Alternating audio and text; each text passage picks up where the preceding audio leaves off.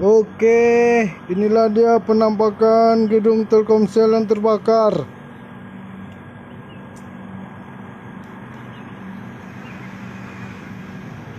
Maximum flight altitude reached.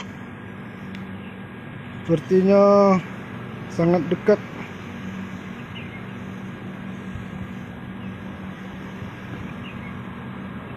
Ini dia, Telkomsel terbakar hari ini. Nampak diri. Pesawatmu nak nampak? Ada tuh. Bakar, gedung Telkomsel terbakar. Hari ini tanggal 11 bulan 8 jam 3:07.